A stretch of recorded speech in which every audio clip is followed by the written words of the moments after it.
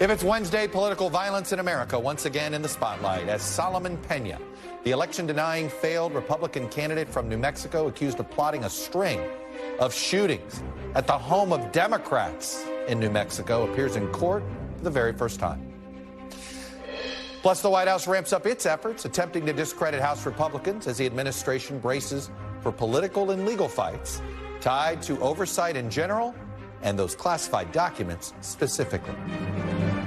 And what caused the helicopter crash outside of Kyiv that killed at least 14 people, including a member of the Ukrainian cabinet? Everything we know about this deadly incident and how officials on the ground are responding.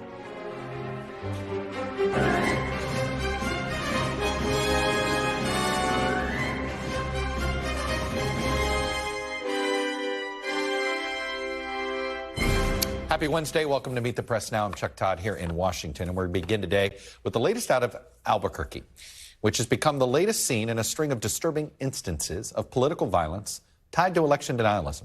Moments ago, the failed GOP candidate accused of hiring 4 men to shoot at the homes of local Democratic officials appeared in court for the first time since his arrest on Monday evening. Solomon Pena, a very vocal Trump supporter who echoed the former president's rhetoric with false claims that his own loss in a state house race was rigged, is facing charges on 15 counts, including conspiracy and criminal solicitation. And according to information from police and local officials, Pena personally confronted 3 different county commissioners and 1 state senator after he lost his race, some of whose homes were targeted in these shootings. This new video shows Pena at the former residence of one of those county commissioners, looking for her. Her home was the first to be targeted. That happened on December 4th. We spoke to New Mexico's DA on this show yesterday, who told us that attempted murder charges are not off the table. Could a charge be attempted murder? Would you charge him with attempted murder, given that he's shooting into people's homes? Well, that Allegedly? may arise. We're going to continue to finish out the investigation, but we know one thing: the ringleader's in custody. It's our belief at this point of this, and we know who the others involved are as well. Who really was, as the chief said last night, the mastermind of trying to strike fear in the hearts and minds of elected officials because he didn't like the outcome of an election. This is not Pena's first run-in with the law. State records show he is previously convicted on 20 charges, including burglary and larceny. He has served 7 years in prison for those offenses. Let's be really clear about something here. Pena's apparent motivation for these alleged acts of violence is based on lies. He lost his race by 48 percentage points. 48. And New Mexico Secretary of State said no fraud was found in that election.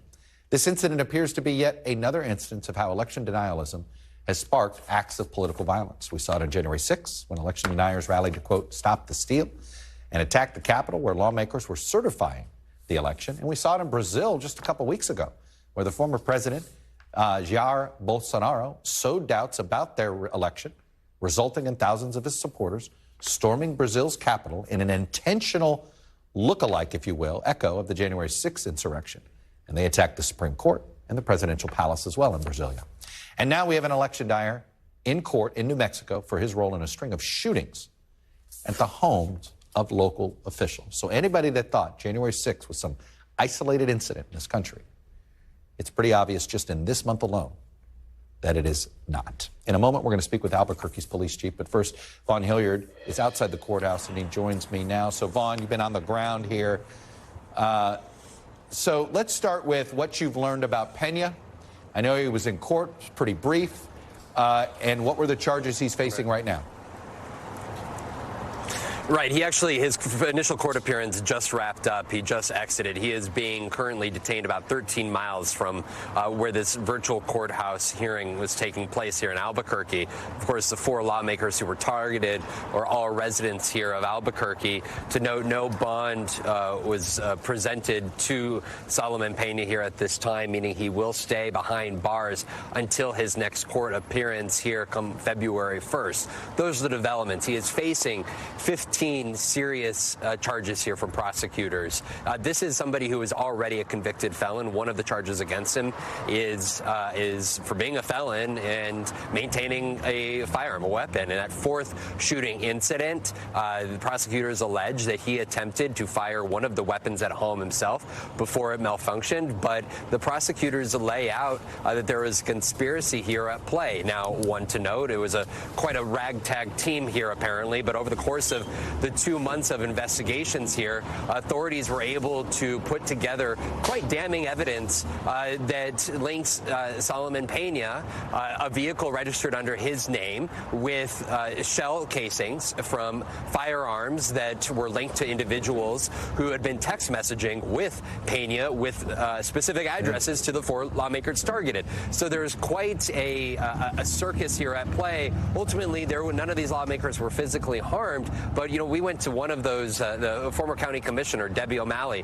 her home just down the road from where we're standing now earlier this afternoon, and saw the bullet holes at her home for ourselves. Take a listen to what she told me as to when she saw the next day those bullet holes, where her mind went, and why it went to Solomon Pena. Take a listen. When did it get into your head that it may have been Solomon Pena behind this? Well, early on when he visited my house. He visited your house? Yes, about a month ago, before the shooting. There was something about him. He seemed agitated, sort of, unreasonable. He told me he felt that the election was rigged, and he said that there was, fraud. He told me that he had knocked on all these doors, and, he should have had more votes, that sort of thing. I did say, look, that doesn't equate with, votes. Chuck, what Debbie O'Malley lays out, she's one of those county commissioners tasked with certifying the local election results here, is that this is a man, despite losing by 50 percentage points in his local race, believed that the election was rigged, claimed the election was rigged, and he told her something to the extent of he knocked on a bunch of doors and he knows that he could not have lost by that many votes. This is somebody who is clearly resisting the truth and resisting the reality, at least, that most of us apparently are living in. Pena, Vaughn, what have you learned about sort of Pena? What kind of campaign did he run? Was there any sort of real support? Is this a gadfly? Obviously, in hindsight, it looks that. I mean, how would you have described his candidacy 2 months ago to me? Right. This is an individual who is actually, his Democratic opponent tried to get him booted from the ballot because of his prior felony conviction. He had numerous charges for burglary and larceny, and ultimately spent 7 years behind bars. He was not discharged from supervision until March of 2021. And yet he went on January 6th of 2021 to Washington, D.C. to go and support Donald Trump. And so this is somebody who clearly believed the conspiracy extended beyond his own election, but one that was at the greater heart of the American democracy.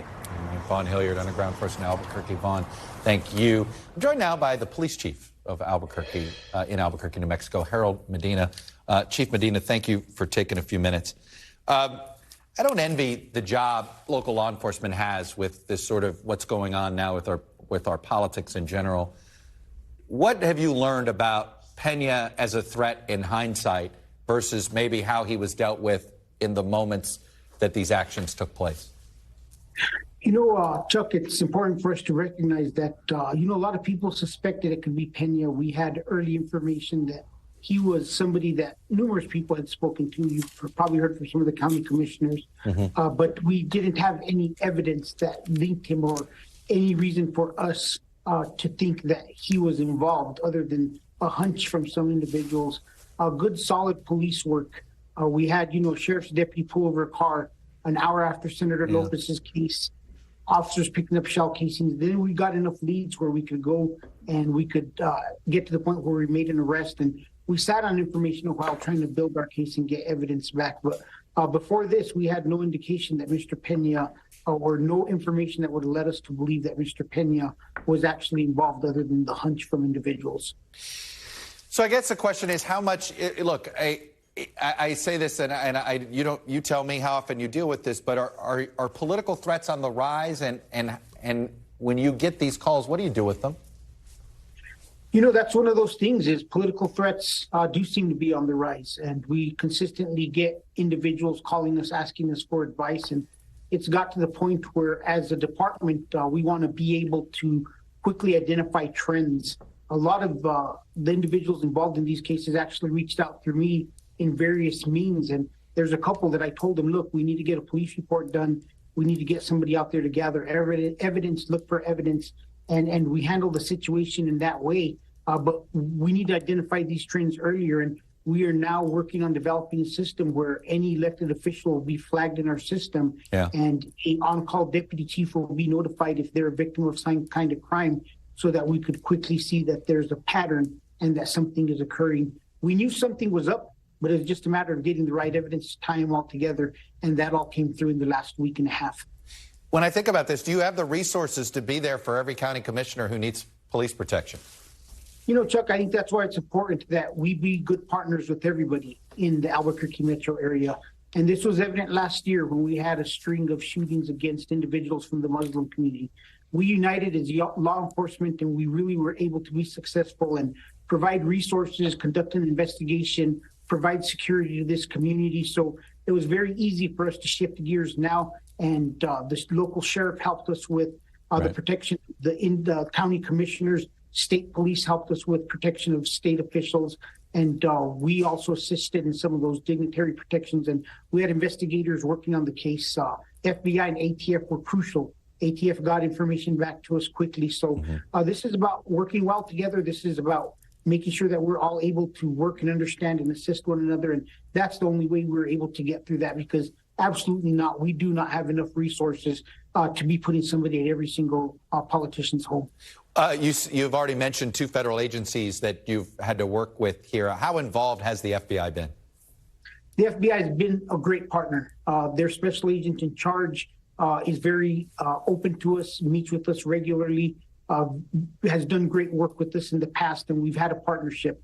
I think of incidents, and he's taken 6 a.m. phone calls and 10:30 at night phone calls from me in situations where we need to get information rolling and resources out. And the same goes for ATF. A year and a half ago, ATF took a group of chiefs out. They taught us about the importance of NIBINs. We had the system, taught us about how quickly and how we could escalate shell casings to be matched. And that was one of the keys, that we were consistently able to get our shell casings back matched with data quickly. So both ATF and FBI have been great partners in this and past crimes that we've had. And it is a partnership that is invaluable for us during these situations and when we have limited resources, as you know, all of law enforcement does. Getting back to the Pena case, how it's a conspiracy in that he was working with a group of people. How would you characterize this group of people? Is this more ragtag, or is this a little more, was there a little more planning involved? Criminals. It was a group of criminals. That's the best way I could explain it. If you look at the initial traffic stop on Mr. Trujillo, not only did they recover firearms, but we also recovered a large quantity of fentanyl pills. If you look at some of the political donators who donated and made contributions to Mr. Pena's election, one of the big contributors was the individual that we first took into custody that had the narcotics on them. So to me, it is a criminal enterprise that he utilized to carry out the personal agenda. All right, now you've got everybody starting to visualize season 6 of Breaking Bad here, Chief. Anyway, Chief Medina. No, we don't want to be known for that. No, I don't. But wow, that was quite the detail right there at the end, that basically the guy with fentanyl was the one also donating to the campaign. Chief Medina, really appreciate the time you took to explain the investigation to us. Thank you, sir. Nope, you guys have a good evening, and thank you for having us on the show. You guys take care. Well, as I mentioned at the top of the show, the incident in New Mexico can in some ways be viewed as an echo of January 6th and election denialism. So for more on this story, we've got a panel with us, and we're going to talk about the political consequences of this, not in the D versus R, but sort of our current political climate, if you will. Stephanie Shriak, a Democratic strategist, senior advisor at the Strategist Victory Fund, Asma Khalid, an NPR White House correspondent and co-host of NPR Politics podcast, and Republican strategist Doug Heye.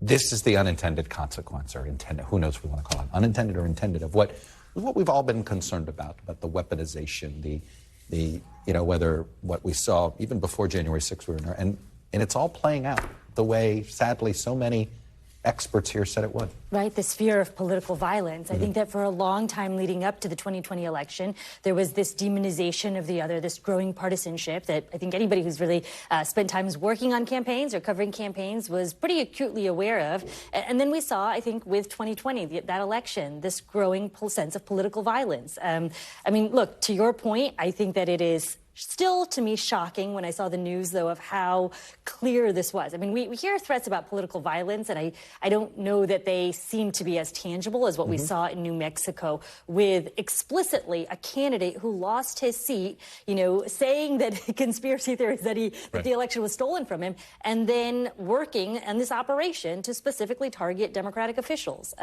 It's a wild scenario, but I fear that, we've seen indications leading up to this. Doug, it was 5 years ago, 2018. There was a pipe bomber. I had my picture on that guy's van, apparently, as did other members of the media and he was sending pipe bombs to members of the media and the Democrats. And there were a lot of people in sort of denial then. Oh, no, these are just crazy people. And there's going to be people who say these are crazy people. But it's hard not to look at some of the leaders of the party and some of the things that we've seen and say, you may not want this to be the outcome of your rhetoric, but it is. I remember going to see the movie Joker in the theaters, and it ends with the Joker being carted away in cuffs as his ragtag army, if you will, does the fighting for him, and he smiles and nods and says, okay, I've been effective here. That is to some extent what we've seen over the past few years.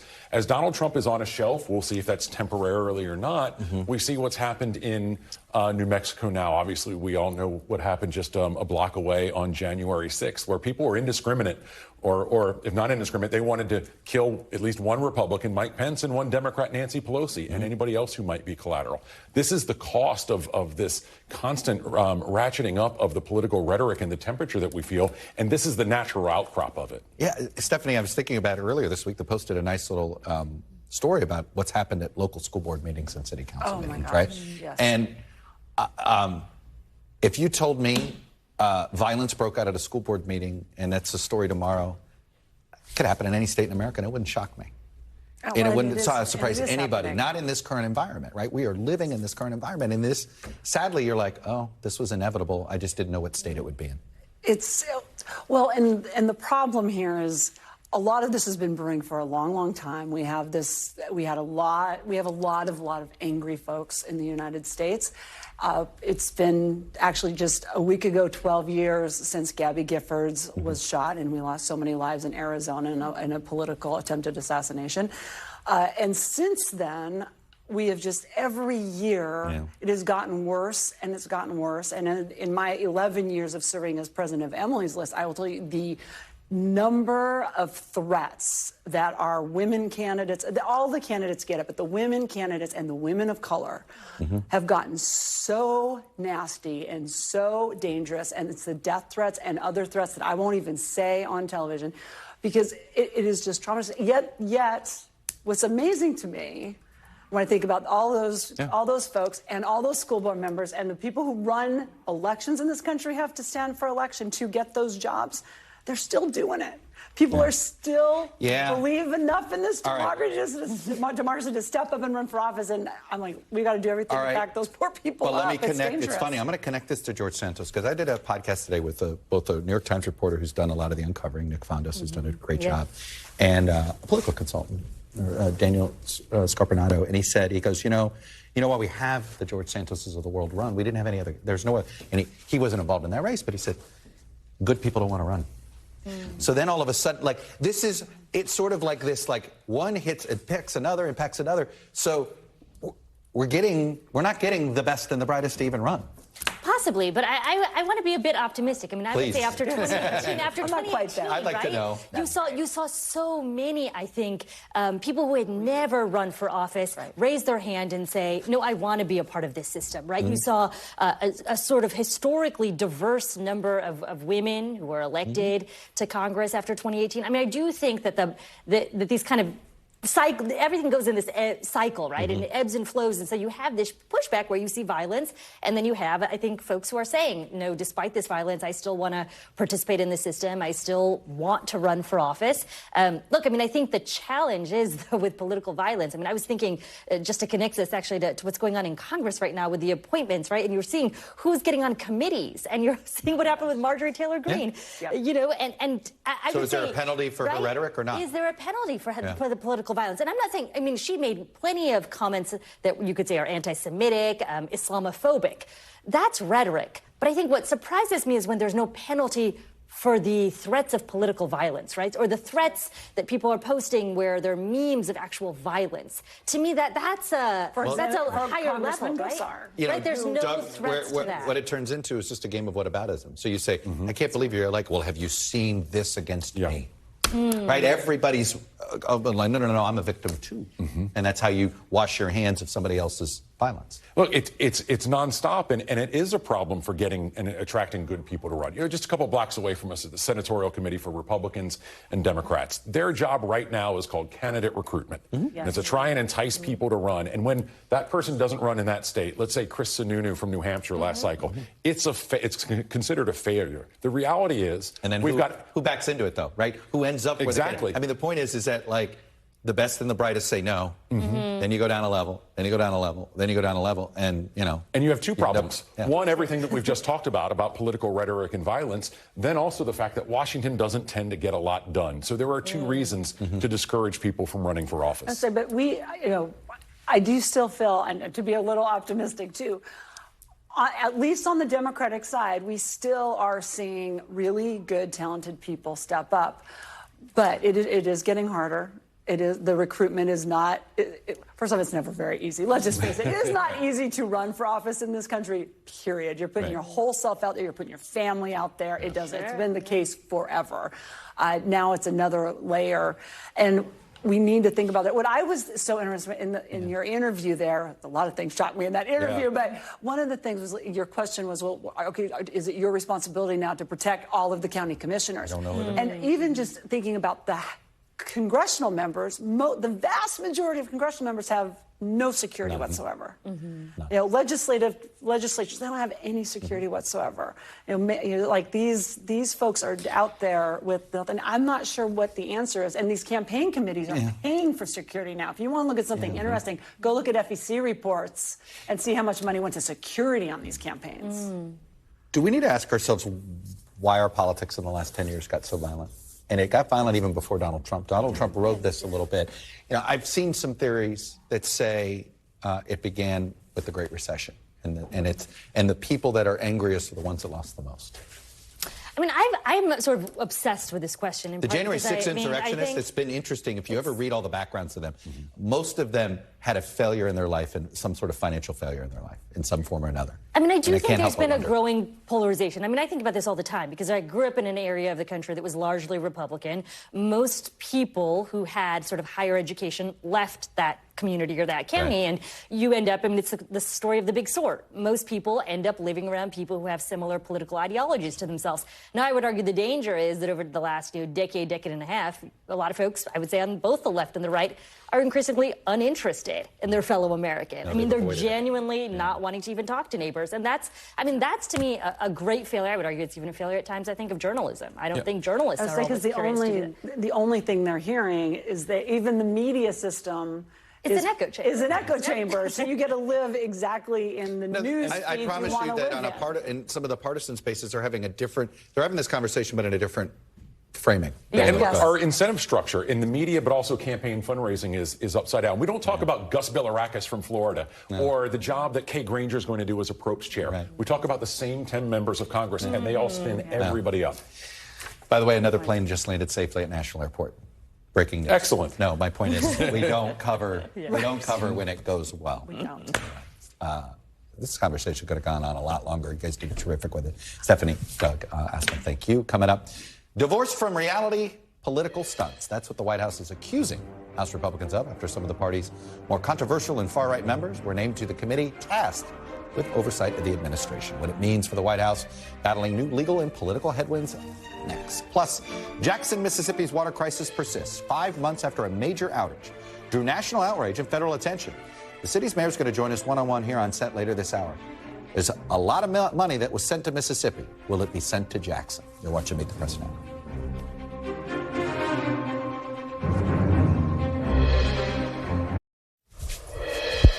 Welcome back. After a week of playing defense, the White House is trying to go on offense against the House Republicans, particularly over who got assignments on the House Oversight Committee. Republicans are handing the keys of oversight to the most extreme MAGA members of the Republican caucus, a spokesperson said in a statement. Among those who secured a spot on the Oversight Committee are Representatives Marjorie Taylor Greene and Paul Gosar. Both were lawmakers who got booted from their committee assignments by the Democratic-led House and included some votes of a handful of House Republicans who voted with the Democrats to kick them off committees. That was back in 2021 because they were promoting election conspiracy theories and elevating violent rhetoric on social media. Not just the promotion of the theories, but the violent rhetoric part. The White House's pushback comes as the administration grapples with the Department of Justice investigation into President Biden's mishandling of classified documents from his days as vice president. A new Quinnipiac poll today shows 62% of registered voters believe President Biden acted inappropriately in how he handled classified documents as VP, but only 21% he acted appropriately, but a majority do not believe he should face any sort of criminal prosecution in that poll. Carol Lee joins me now from outside the White House. And Carol, this is sort of a classic strategy of defense, which is don't focus on what we're accused of, focus on the accusers. Yeah, that's right, Chuck. I mean, look, the White House feels that this is a space where they can play. They don't want to get out of their narrow path that they've put themselves in terms of a legal strategy and talking publicly about this. But on the politics piece of this, they feel comfortable sharpening their elbows and leaning in on this fight. And that's partly for two reasons.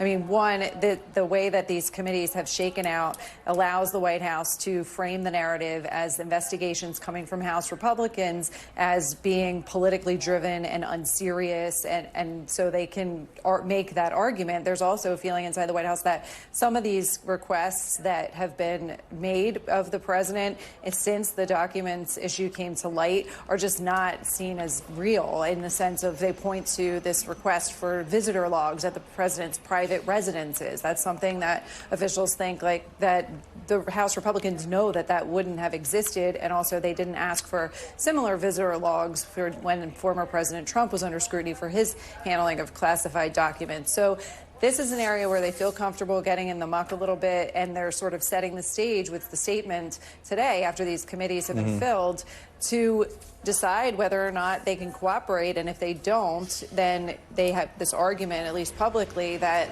this was not a legitimate committee anyways, given some of the members on it. So how much rhetoric do they have to eat? I mean, how many of these folks criticize the Trump White House for not cooperating with the Democrats' House Oversight Committee request?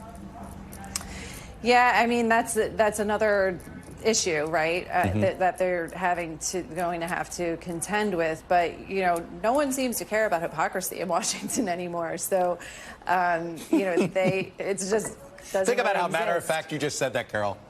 Yeah, no one cares about hypocrisy anymore in Washington. I mean, they just don't seem to. And so, it's like the political corners that everybody is in, they stay there regardless of what sort of changes. And so, this is a White House, though, that was not expecting to have this added to the pile of investigations that they were already preparing to deal with. And so they're coming out a little heavier with this one. Well, we will keep watching. It's frankly, it's actually a very familiar White House playbook, no matter the White House, whenever they've had a Congress get contentious. You're describing the Clinton White House from the 90s, the Trump White House. I could go down and down, which is don't give them an inch. Is that fair to say? For now, at least in some instances, yeah, I think they'll pick and choose. Yeah, all right, Carol Lee on the White House beat for us. Carol, thank you.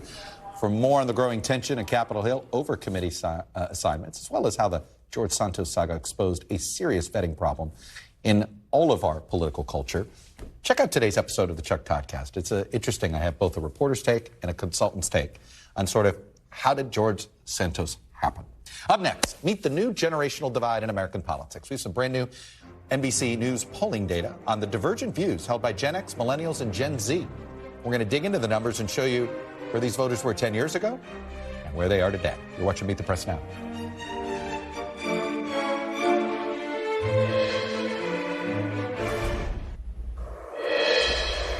Welcome back. Here's what I'm always obsessed with in American politics, how generations vote.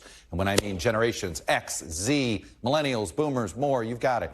Here with a big board because we have some fascinating new data from our NBC pollsters. They dug into a decade's worth of results from our poll to examine the political evolution across generations over the last 10 years. So let me show you here. We got Gen X and millennials. Both were around to vote in 2012. And they're around today. And as you can see, in their 20s and 40s, this is the way Gen X was voting, D+7 in 2012, millennials, D+16. 10 years later, as they get into their 40s and 50s, late 30s and 50s, look at what you're seeing. Gen X becoming a Republican generation here, R+12. Millennials moving slightly to the right here, still a Democratic constituency, but just D+6. But right now, this is something that Republicans ought to be concerned about because look at this gap among Gen Z. Obviously, they've only been voting, some of them really 2020, 2022, but D+31 in here. Obviously, even over time, if you see that millennials started at a D+16, Gen Z starting at a D+31. That is something, if you're a Republican, this ought to scare you these days. Joining me now to discuss the generational divide even more, our senior political editor, Mark Murray, my partner in writing the daily Meet the Press First Read newsletter, and John Della Volpe. He's the director of polling at the Harvard Kennedy School Institute of Politics. He's an NBC News contributor, and he's been specializing in polling young voters for quite some time. Mark, what's interesting with the data is that actually there was sort of an old political cliche, right, that, you know, you're liberal when you're young and you get more conservative as you get older. And certainly with Gen X and millennials, that pattern seems to be holding. Yeah, Chuck, and to me is really the Gen X that really stands out the most there. The biggest change, a 19-point swing overall, going from D+7 now to R+12 in congressional preference from 2012 to 2022. And, you know, yes, I think there is this, like, you know, do you end up getting a little bit more conservative and more Republican leaning the older you get your 401k, or because you end up voting for people early on in your life, do you continue to vote for that particular party? And our poll shows, at least with Gen X, that they are voting when it comes to, like, hey, I'm actually getting a little bit older and a little more conservative. Yeah, it's interesting. John, I want to go to the millennial numbers there because the Gen Z, I guess, then there's Zillennial, but we'll get into that in a second, which is this massive gap. I mean, 31 points in one election cycle, even if you have the, quote, natural evolution, if they go this, that still means that's going to be a pretty left-leaning generation, perhaps for decades to come. That's right, Chuck. And they already have made a difference. I argue that I don't think we've got Biden in the White House, nor do we have such a narrow margin for Kevin McCarthy, if not for both the turnout as well as a very strong Democrat preferences for this young member, for the youngest members of our cohort, Generation Z. Chuck, this is a generation that has grown up and never seen kind of America at our best or America united. They've seen not a lot of peace. They've felt insecure from the moment they went to school. And I think we're seeing them kind of become very active in trying to change the system in all ways possible. And right now, clearly, their values are aligned much more with progressives and much more Democrats. Millennials and Gen Z, Mark, millennials, their coming of age is the Clinton era. And the Clinton era certainly, ended awkwardly. And then there's 9/11. And then there's, they had their, and then it's been worse for Gen Z, right? Like, how much of the electorate do they represent now? Just those two groups? Well, so it's actually Gen Z. Our pollsters found it was 9% of the electorate. Right. And you ended up having millennials. You're getting close into the 30s. That's actually growing. So together, this is more than a third of the electorate. Yeah, right? And so then all of a sudden, the silent generation as well as the boomers are getting smaller as part of the electorate that our poll ends up showing. But Chuck, I actually think you nail it. You and I are both members of Gen X. And we were in our 20s before 9/11. We before won the Cold War when right. we went to college. Right. Like, it was, America's winning. Right. We're right, they're wrong. Right. Yeah. And we were, in our 20s, having our first jobs before the Iraq War ended up happening, before the Great Recession. If you're a millennial or also Gen Z, all that you have seen is either the Iraq War when you were really, really young or an infant. You ended up seeing the Great Recession, the Donald Trump presidency, which I would argue when we look at these Gen Z numbers, this was their first election to participate in. And I do wonder if Donald Trump, for all the effect that he's had on Republicans, has also affected the youngest generation. John, I have a pet theory, and it's just a pet theory that will take a lot of social scientists, and I'm hoping one day to get the time to study this. But I think about the fact that the boomers became more, as they got older, became more nostalgic, and they ended up voting like Eisenhower Republicans. And you have Gen X, right? My formative years were the Reagan era. Millennials, the formative years of the Clinton era. Gen Z, the formative years of are the Obama era. How important is that to future voting, in your opinion? I think it's incredibly important, and I think people do carry those values during their first political experience. It's what we call the cohort effect. And I think beyond the Obama era, Chuck, it's the Obama to Trump. It's that whiplash between no drama Obama to Trump. And what I found for now 22 years studying this at the Institute of Politics is that young people participate and they vote when they see a tangible difference in their participation. And that's what I think really kind of coalesced kind of Gen Z. They could see the tangible difference of Donald Trump. Walls were going up. People were not allowed to go into the country, et cetera, et cetera. And that really, that's a negative partisanship, along with, I think, the movement around Parkland and Floyd, et cetera. I think the combination of those two things have had a significant effect on this generation, which I believe they will hold over the decades to come. I mean, we just put up some numbers here. Nearly 50% of Gen Z identify as a self-described liberal.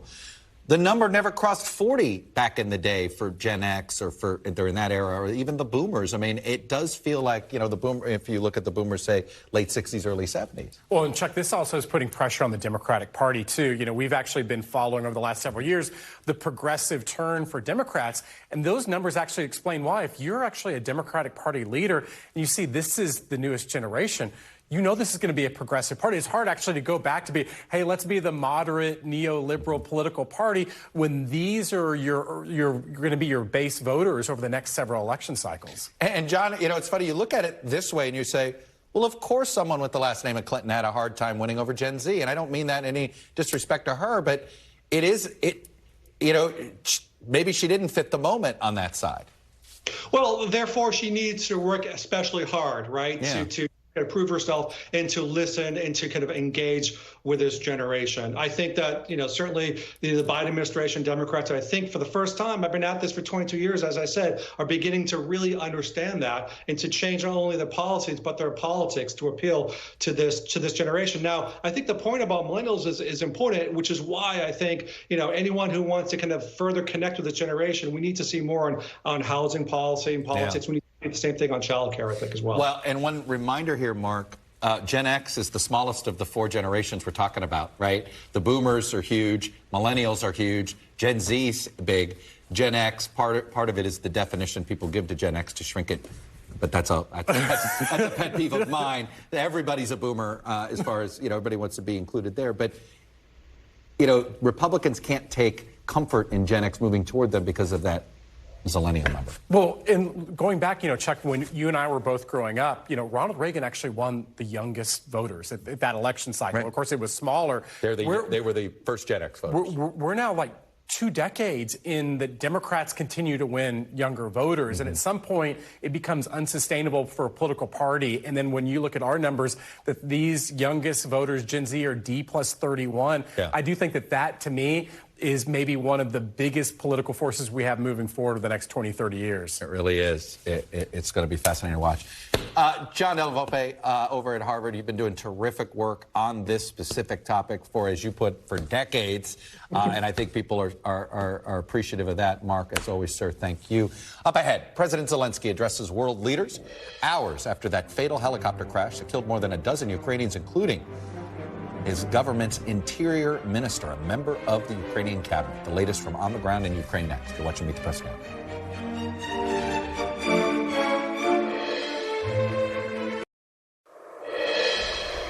Welcome back. Jackson, Mississippi is once again dealing with its ongoing clean water crisis as residents in some parts of the city continue to live without safe drinking water. 3 zip codes in the city remain under a boil water advisory today until further notice after winter storms and freezing temperatures in late December put another strain on the water system, left thousands of Jackson residents without access to drinking water on Christmas and New Year's. Trust me, it was super cold in the Deep South this year, and pipes were not ready for this. They burst everywhere in the Deep South. So we know this. Mississippi Today reported that Jackson's public schools weren't able to return from winter break, starting the new year off remote learning in over 30 schools. Why? Water. And while the water problems have continued, national support has dwindled. NBC News reports that at the height of this summer's outage, one organization was giving out over 700 cases of water a day to residents. Organization leadership said those numbers have quickly fallen as they ran through donated water and funds over the last 6 months. I'm joined now by Jackson's Mayor Chokwe Lumumba. He's in town for the United States Conference of Mayors. Mr. Mayor, it's good to see you in person. Pleasure is mine. I just want to focus on this water issue. So last year, the federal government made a big deal of passing a huge infrastructure bill. I think we have the numbers here. I think is it $600 million for water? I think it's $600 million to fix drinking water in Mississippi. That's what this bill is supposed to have. What's going on with it? And you know, I know that we're not fixing the water problem tomorrow, but are we going to fix it in the next 2 years? Well, I believe that there is light at the end of the tunnel, but we have to make that tangible for our residents. Residents who the only experience that they can remember is one where they have the insecurity of water in the city of Jackson. I actually do have to give credit to some level of federal support. This past omnibus bill provided over $600 million to the city of Jackson. And it's supposed to just be for the city, right? It's supposed to just be for the city of Jackson. Another $125 million through the WARDA Act that allows the Army Corps of Engineers to respond. But there still is a lot of work ahead.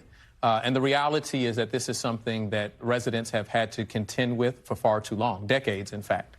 And it represents a cycle of humiliation. I think that if we are properly assessing our progress as a city, as a state, and as a nation, then it should be more geared to the sustainable development goals that ensure that these type of challenges are not a reality for our residents. A capital city, a state capital in the United States of America has a drinking water crisis, and we've had it for years. Yeah. Why? You've tried to sound the alarm, and I think you have sounded the alarm. You wouldn't have $600 million. In many cases, sadly, the alarm's been sounded. Yeah. But why? Where's been the interest of the leaders in Jackson? Well, I don't know that it's a reflection of a lack of interest from the leaders in Jackson. When I say Jackson, I mean the capital, state capital, the state leadership, not the city leadership. Yeah, well, I believe that we've been too bogged down into partisan politics instead of realizing that, pipes and water are not Democrat nor Republican. And this is They're also colorblind. Yeah, right? absolutely. They're supposed to be, but if you look at the way good pipes and bad pipes, doesn't appear that way. Absolutely. And so this is something that we not only need to focus on in terms of the city of Jackson, but as we march our way out of this challenge, we believe that Jackson serves as a model for many communities across this nation that contend with the very same challenges. Is it institutional neglect?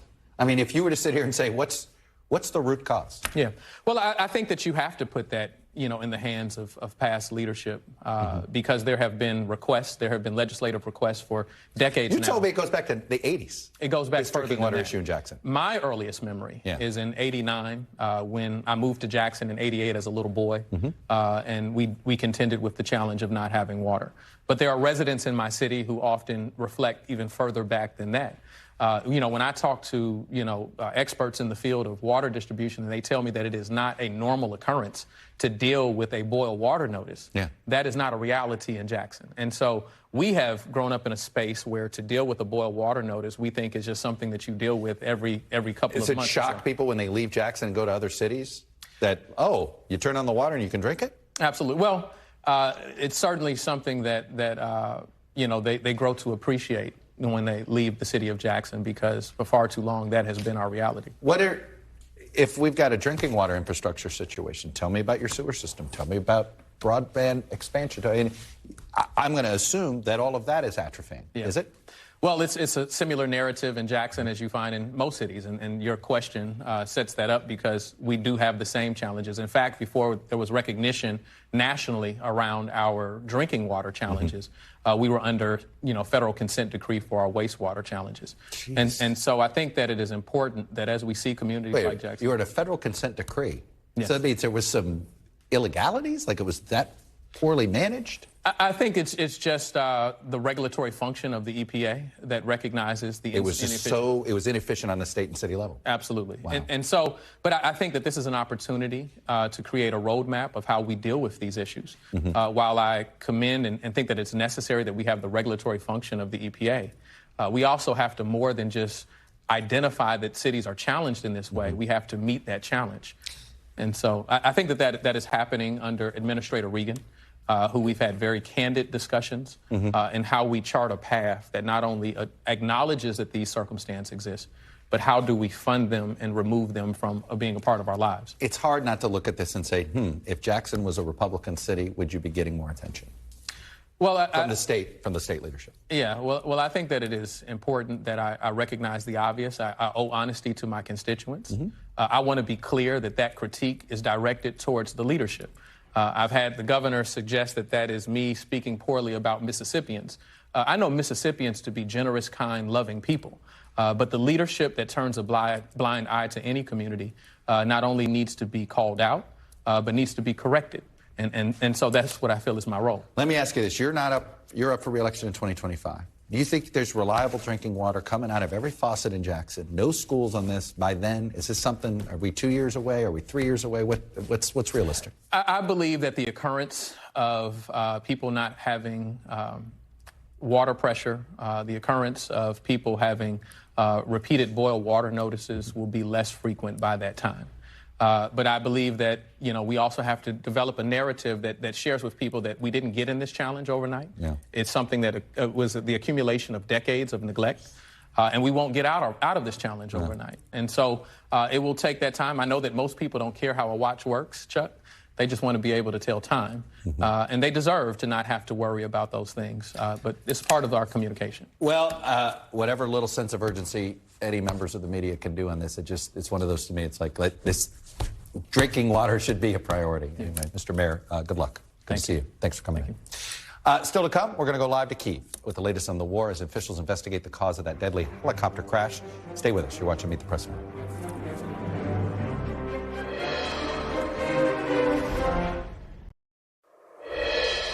Welcome back. Ukraine's interior minister is among at least 14 people killed today in a helicopter crash in a suburb of Kyiv. The chopper went down near a school this morning.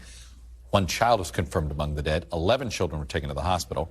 Video from the National Police of Ukraine shows the wreckage through a thick fog. It's unclear if this was an accident or actually related to the war, but investigators say there are no reports of military fighting in the area.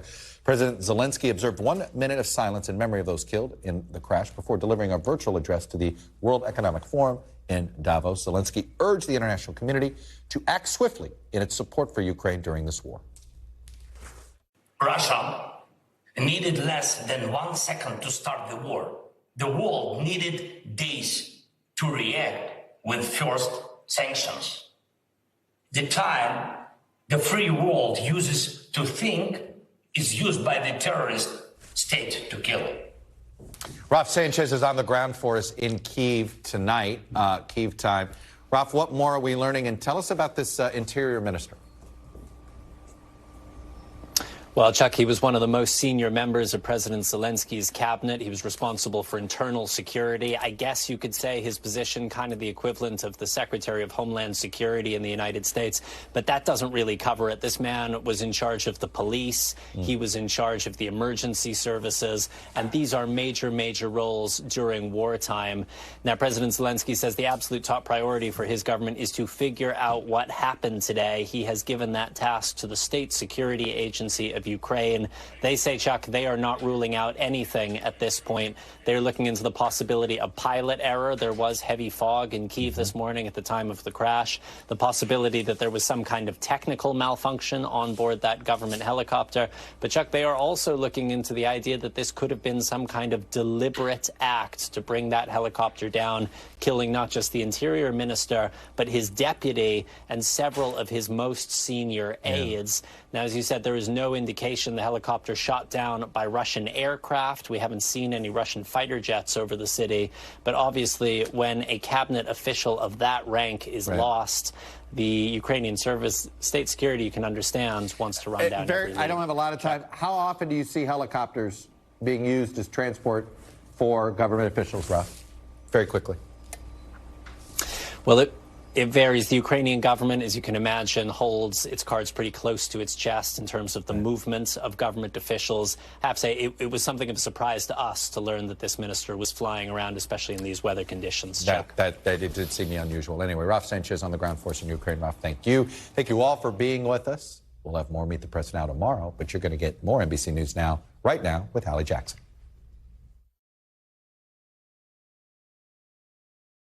Thanks for watching our YouTube channel. Follow today's top stories and breaking news by downloading the NBC News app.